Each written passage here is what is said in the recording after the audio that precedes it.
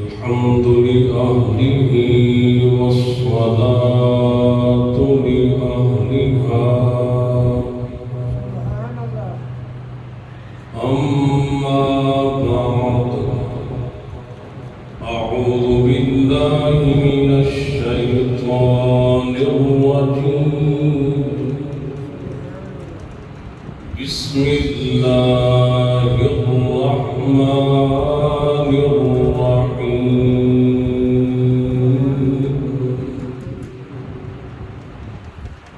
ولقد كتبنا في الزبور من بعد الذكر أن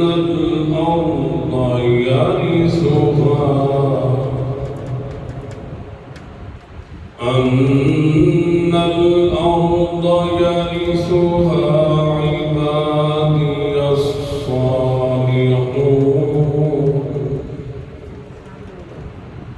إن في هذا لبلاغا لقوم عابدين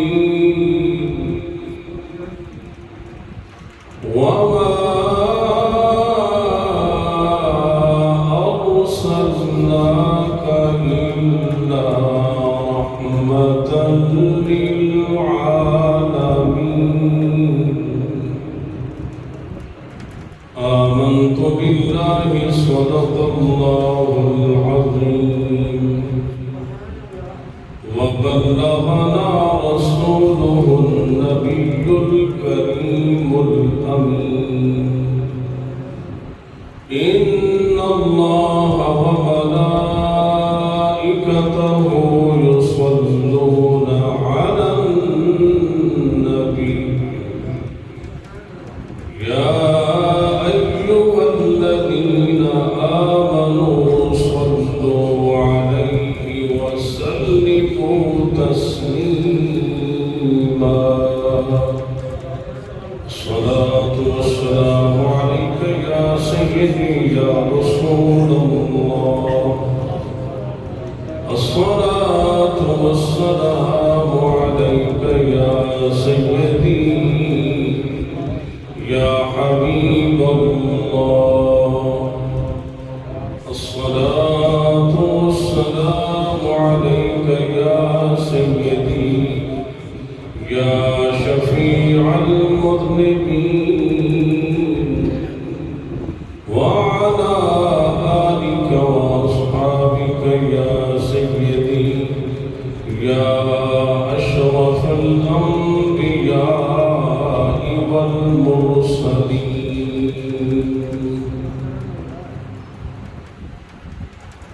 عرشیو فرشیو پیشوا مل گیا عرشیو فرشیو پیشوا مل گیا مل گئے مصطفیٰ تو خدا مل گیا عرشیو فرشیو پیشوا مل گیا عرشیو فرشیو پیشوا مل گیا مل گئے مصطفیٰ تو خدا مل گیا عرشیو فرشیو پیشوا مل گیا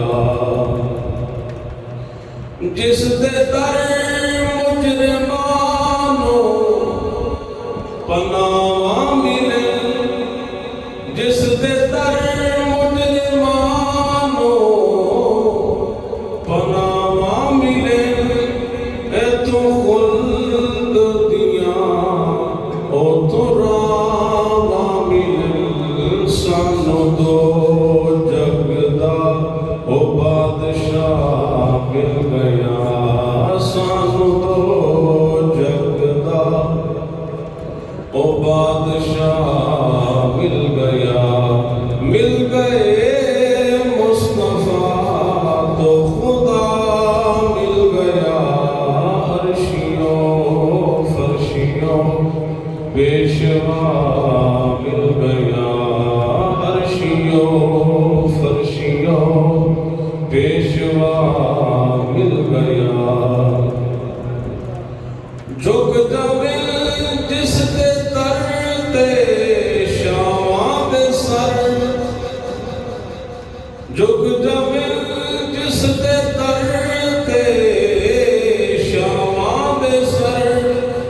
دوستو جس دی ہر ویلے ہر تے نظر اودے آیا سنو آسرا مل گیا تیرے آیا سنو آسرا مل گیا مل گئے مصطفیٰ تو خدا مل گیا عرشیوں فرشیوں پیشوا مل گیا عرشیوں فرشیوں پیشوا مل گیا مل گئے مصطفیٰ تو خدا مل گیا عرشیوں فرشیوں پیشوا مل گیا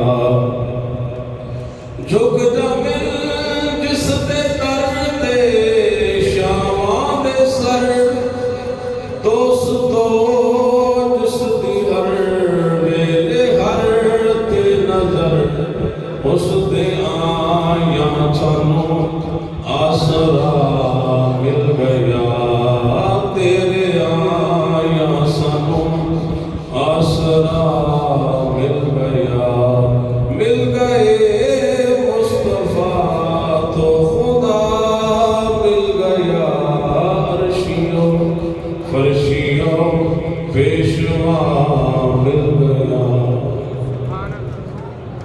حمد و ثنا اللہ جل مجدہ الکریم کی پاک ذات کی جو خالق کائنات بھی ہے اور مالک ششکیہات بھی ہے، جس نے زمین و آسمان پیدا کر کے فرمایا اے انسان اپنی ذات پہ غور کر لخلق السماوات والارض اکبر من خلق الناس، انسان بنانا تو یہ معمولی بات ہے، میں نے تو 7 زمینیں اور 7 آسمان بنائے، والسماء بنيناها بأيد وإنا لموسعون والأرض فرشناها فنعم الماهدون ومن كل شيء خلقنا زوجين لعلكم تذكرون ففروا إلى الله إني لكم منه نذير مبين۔ کائنات پہ غور کرنا، کیونکہ 2 بنیادی چیزیں ہیں عبادت میں، ایک ذکر ہے، دوسرا فکر ہے۔ فکر کو بھی بڑی اہمیت حاصل ہے، بلکہ ذکر پہ فوقیت حاصل ہے۔ جو فکر کرتا ہے بندہ اللہ کی تخلیق میں غور کرتا ہے، میرا رب فرماتا ہے سیروا فی الارض فانظروا کیف بدأ الخلق، اے محبوب فرما دے لوگوں سیر کرو، دنیا کو دیکھو میں نے کائنات کی تخلیق کی ابتدا کیسے کی، اس کی ابتدا کیسے کی، جس کو پھر کیسے کیسے رنگ میں ڈال دیا ہے۔ میرا رب فرماتا ہے ثم شققنا الارض شقا فانبتنا فيها حبا وعنبا وقضبا وزيتونا ونخلا وحدائق غلبا وفاكهة وأبا متاعا لكم ولأنعامكم۔ میرا رب فرماتا ہے ہم نے زمین کو پھٹایا جیسے پھٹانے کا حق بنتا تھا، اس کے اندر ہم نے پھر نباتات اگائے، پودے پیدا کیے، فرمایا انگور کی بیلیں ہیں، انار ہے، کھجور ہے، مختلف قسم کے ثمرات ہیں، یہ زیتون ہے اور یہ کھجور ہے۔ میرا رب فرماتا ہے کہ جو یہ گھنے گھنے باغات ہیں، ثمرات ہیں، یہ نباتات ہیں، یہ تمہارے لیے ہے، متاعا لکم ولانعامکم، کچھ تمہارے لیے ہیں، کچھ تمہارے جانوروں کے لیے، کچھ تمہارے مویشیوں کے لیے۔ رب العالمین وہ مویشی کس کے لیے ہے، وہ جو انبت ہیں، وہ جو جانور ہیں، وہ کس کے لیے ہے؟ فرمایا وہ بھی تمہارے لیے ہے۔ میرے رب نے اور مقام پہ فرمایا وَإِنَّ لَكُمْ فِي الْأَنْعَامِ لَعِبْرَةً نُسْقِيكُم مِّمَّا فِي بُطُونِهِ مِن بَيْنِ فَرْثٍ وَدَمٍ لَبَنًا خَالِصًا سَائِغًا لِلشَّارِبِينَ۔ میرے رب نے فرمایا اور بے شک تمہارے لیے ان چوپائیوں میں بھی بڑی عبرت رکھی ہے، ان کے پیٹوں سے نُسْقِيكُم مِّمَّا فِي بُطُونِهِ، ان کے پیٹوں سے میں تمہیں پلاتا ہوں۔ من بین فرث ودم لبنا خالصا، وہ کھاتے کیا ہے؟ بھوسا کھایا، چارہ کھایا، فیڈ کھلا دی، جو تمہارے پاس غذا کے ذرائع تھے کھلا دیے۔ میرا رب فرماتا ہے اگر پھر میری قدرت تو دیکھو، جب تم نے انہیں چارہ ڈال دیا، تم نے انہیں بھوسا ڈال دیا، کھال ڈال دی، جو تمہارے پاس جو اس کے لیے غذا تھی تم نے ڈال دی، میرا رب فرماتا ہے پھر میں اس کو ہضم بھی کرتا ہوں، پھر میں دو نہر جاری کرتا ہوں، دو چیزوں کے درمیان ایک خالص نہر تمہارے لیے بھی جاری کرتا ہوں۔ میں نے اس کا گوبر الگ کر دیا، اس کا پیشاب الگ کر دیا، اس کا خون الگ کر دیا، فرمایا ان دو چیزوں کے درمیان میں نے تمہارے لیے خالص دودھ کا انتظام کر دیا، لبنن خالصا، خالص دودھ کا انتظام کیتا۔ جدو دودھ سی جانور دے تھڑا دے وچ اور یا خالص، جدو ڈانڈے ڈانڈا میرے علاقے دی زبان ڈانڈے وچ سی خالص رہا، جدو آیا مسلمان دے بانڈے وچ پھر خالص رہا۔ لبن خالصا، خالص دودھ کی نئے جاری فرمایا تمہارے لیے ہے، تمہیں پلاتا ہوں۔ ہمیں یہ مویشی یہ ہمارے لیے ہے، ہمارے کام کے لیے ہے۔ میرے رب نے فرمایا وَتَحْمِلُ أَثْقَالَكُمْ إِلَىٰ بَلَدٍ لَمْ تَكُونُوا بَالِغِيهِ إِلَّا بِشِقِّ الْأَنفُسِ۔ میرے رب نے فرمایا کہ یہ جو تمہارے گھروں میں اور یہ تمہارے معاشرے میں یہ جو چوپائے ہیں، یہ جو بوجھ اٹھانے والے جانور ہیں، فرمایا تم مشقت کے باوجود بھی نہیں اٹھا پاتے، اگر میں نے ان کو پیدا نہ کیا ہوتا تو یہ بھی تمہارے لیے پیدا کیا۔ وَلَكُمْ فِيهَا جَمَالٌ حِينَ تُرِيحُونَ وَحِينَ تَسْرَحُونَ۔ میرے رب نے فرمایا کہ جب یہ چرنے کے لیے جا رہے ہوتے ہیں خوبصورت ہوتے ہیں، جب یہ چر کے آ رہے ہوتے ہیں خوبصورت ہوتے ہیں۔ کچھ ہی بولے نا سبحان اللہ۔ میں یہ قرآن کریم سنا رہا ہوں، میں کوئی قصہ تو نہیں سنا رہا، قرآن کریم سنا رہا ہوں، اور یہ چیز یہ نیچر ہے۔ میرے رب فرماتا ہے میری فطرت پہ غور کیا، میری تخلیق پہ غور کیا کرو، اور ساتھ ساتھ فرمایا تخلیق پہ غور کیوں کرنا ہے؟ سبق کے لیے غور کرنا ہے اور عبرت کے لیے غور کرنا ہے۔ فرمایا تُبْصِرُوا فِي الْأَرْضِ فَانظُرُوا كَيْفَ كَانَ عَاقِبَةُ الْمُكَذِّبِينَ۔ اللہ نے فرمایا جنہوں نے مجھے جھٹلایا میں نے ان کے نام و نشان بھی ڈال دیے، جاؤ دنیا میں سیر کرو، دیکھو آج عجائبات ملتے ہیں، ہڑپا میں ملتے ہیں، وہاں جو داڑوں میں ملتے ہیں، دنیا کی مختلف علاقوں میں ریت کے ٹینوں کے نیچے وہ لوگ دب گئے جنہوں نے اللہ کے سامنے تکبر کیا۔ میرا رب فرماتا ہے صرف میں ہی متکبر ہوں، تکبر مجھے چٹتا ہے، یہ صرف میری صفت ہے۔ اے بندے تو جتنا بھی تکبر کر، جتنا بھی زمین پہ اکڑ کے چل، لیکن نہ تو زمین کو پھاڑ سکتا ہے نہ پہاڑ سے تو بلند ہو سکتا ہے، وہ بھی بلند ہے، زمین بھی مضبوط ہے، تم تکبر کرتا پھر۔ إِنَّكَ لَن تَخْرِقَ الْأَرْضَ وَلَن تَبْلُغَ الْجِبَالَ طُولًا۔ تم زمین کو پھاڑ نہیں سکتے، جتنی کوشش کرو تکبر سے چلو اس پہ، فرمایا زمین میری مضبوط ہے، اسے تم نہیں پھاڑ سکتے، اور جتنی بھی گردن اونچی کر لو اس میں سریا ڈال دو، 90 اینگل پہ کر لے، لیکن فرمایا پہاڑ پھر بھی اونچے۔ نوح پیغمبر کے بیٹے نے کہا وقیلا یا، ہاں اللہ کے پیغمبر نے فرمایا کہ اے میرے بیٹے یا بنی ارکب معنا ولا تکن مع الکافرین، اے میرے بیٹے ہمارے ساتھ کشتی پہ سوار ہو جا، اللہ کی پناہ میں آ جائے گا، کفر اختیار نہ کر۔ اس نے کیا کہا؟ اب جواب دیتا ہے صحابی الی جبل یعصمنی من الماء، ابھی میں پہاڑ پہ چڑھ جاؤں گا پانی سے بچ جاؤں گا، پہاڑ اونچا ہے اور میں پانی، ظاہر ہے پانی کا لیول کتنا ہو سکتا ہے؟ کم ہوگا۔ اس کافر نے یہی سوچا کہ پانی کا لیول میکسیمم کتنا ہو سکتا ہے، میں پہاڑ پہ چڑھ جاؤں گا، بچ جاؤں گا۔ پیغمبر نے کہا لا عاصم اليوم من امر اللہ الا من رحم، آج صرف وہی بچے گا جس پہ صرف اللہ رحم فرمائے۔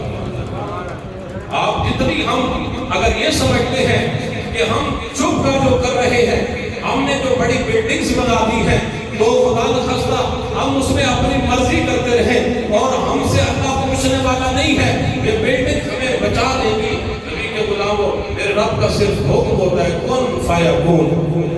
وہ قومیں جو پہاڑوں کے اندر، غاروں کے اندر، وہ سمجھتے تھے ہم یہاں سیکیور ہیں، ہمارا کوئی کچھ نہیں بگاڑ سکتا، پیغمبروں کی خلاف ورزیاں کی، حکموں کی پوجا کی، لیکن جب اللہ کا عذاب آیا، اللہ نے بھیجی ہوا کو بھیجا، وہ پہاڑ کے اندر اپنے محلات کے اندر بند تھے، ہوا نے جا کے ان کو وہاں سے ہوا نے پکڑا، ان کو باہر لے کے آئی، پھر اس کو ہوا فضا میں لے گئی، کھوپڑیوں سے کھوپڑیاں ٹکرا کے ان کے ٹکڑے ٹکڑے کر دیے۔ وہ دماغ جس میں تکبر بھرا ہوا تھا، وہ بھیجا جس میں غرور بھرا ہوا تھا، اللہ نے اس تکبر والے دماغ کو ٹکڑے ٹکڑے ذرے ذرے کر دیا، اور پھر فرمایا ان اللہ قوی عزیز، بے شک اللہ ہے جو طاقت والا بھی ہے، جس کے پاس سارے اختیار بھی ہے، جو غالب بھی ہے، جو حکمت والا بھی ہے۔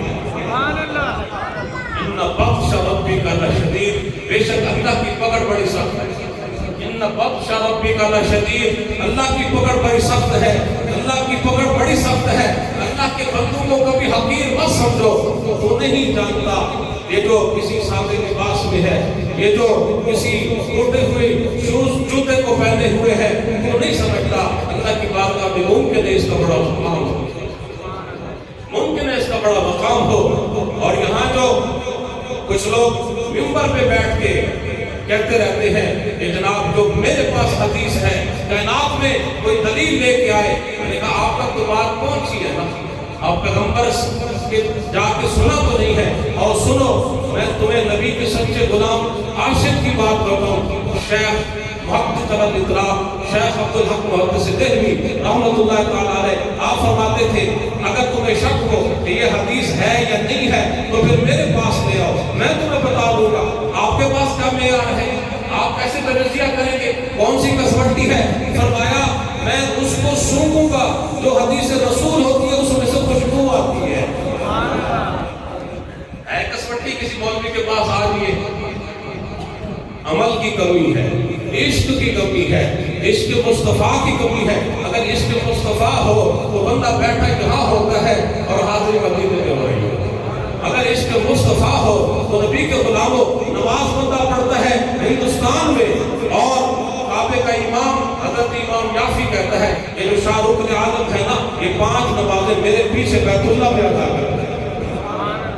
اچھی بولو نا سبحان اللہ۔ کعبے کا امام یافی کہتے ہیں کہ یہ بندہ میرے ساتھ نماز پڑھتا ہے۔ مرید کہتے ہیں ادھر ملتان میں نماز پڑھتا ہے، نہیں یہ میرے ساتھ نماز پڑھتا ہے۔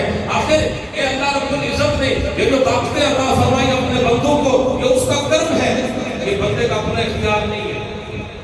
کچھ ہی بولنا سبحان اللہ۔ درود السلام۔ نعرہ تکبیر، نعرہ رسالت، نعرہ حیدری۔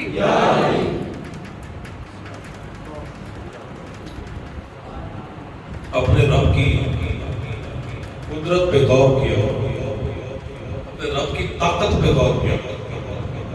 بنایا میں کیونکہ بایو میڈیکل سائنس سے تعلق ہے، بچوں نے سوال کیا جو قرآن کریم میں لکھا ہوا ہے خلق الانسان من صلصال کالفخار، کہ انسان کو بجتی ہوئی مٹی سے پیدا کیا۔ انہوں نے کہا کہ یہ کیسے ہو سکتا ہے؟